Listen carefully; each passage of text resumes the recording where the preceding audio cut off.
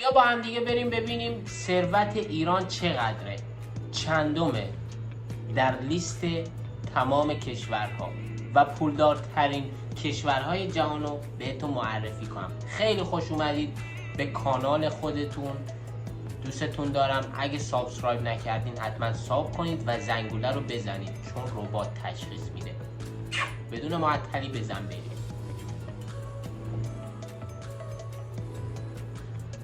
اینا فکر کنم کشورهای آفریقایی هم. سرینه چیه؟ جیبوتیه، زامبیا. یه اصلا اینا رو من نمیشناسم. کسی از شما اینا رو میشناسه؟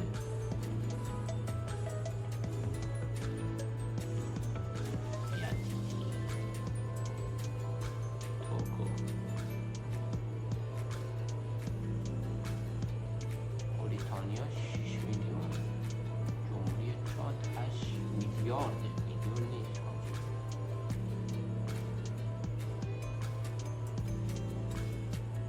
بوسنی 14 میلیون، کشور بوسنی بودم، بوسنی نبود، ریدم میدونم ببخشید. مالی 21 میلیارد، تاجیکستان 23 میلیارد، سوریه 24، زیمبابوه 26 میلیارد، افغانستان 32 میلیارد، کامرون 39، گرجستان 42، چی گفتم؟ گرجستان. ارمنستان 49 میلیارد،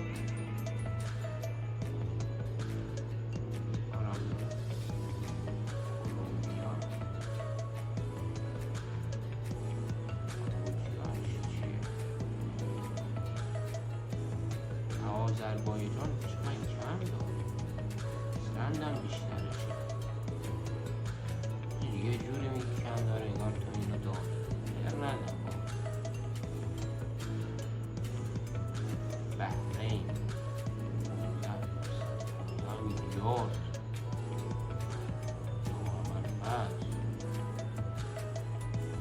کاستاریکا هم بیشتر، ترکیه، صربستان،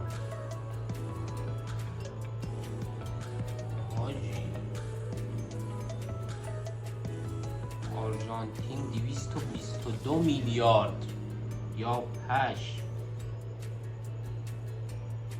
الجزایر 245 میلیارد، لبنان 250، عراق 308 میلیارد. هنوز به ایران نرسیدیم ما. قطر 352 میلیارد، کویت 409 میلیارد، اوکراین، کلمبیا و با اختلاف پاکستان، مالیزی و میرسیم به فنلاند 733 با رومانیا، آفریقای جنوبی شمالی.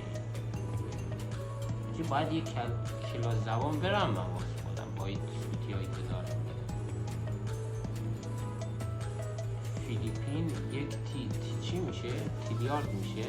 آره دیگه. ریاضی هم ماشاءالله.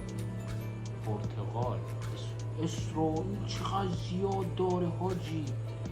اسرائیل چقدر پشمام. ایران بعد اسرائیله، یعنی در هم سطحشون یکیه. یا اول فصل اون تونس بود، ترکیه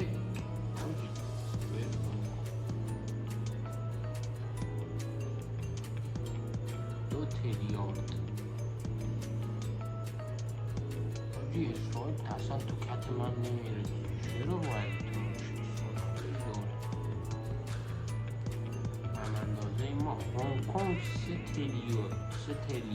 تریلیارد میشه یا تریلیون میشه؟ چی میشه؟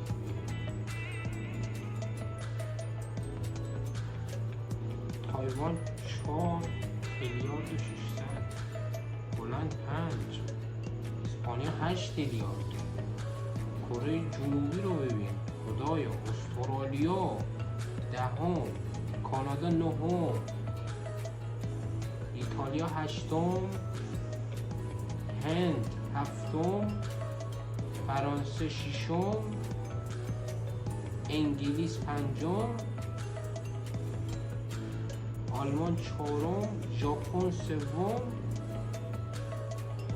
یا ابوالفضل، چین 78 دوم و آمریکا 126 تریلیون. اگه تا اینجای ویدیو تماشا کردی و خوشت اومد یادت نره ساب کنی. دوست دارم، عاشقتم. تا ویدیوهای دیگه خدا یار و نگهدارت باشه.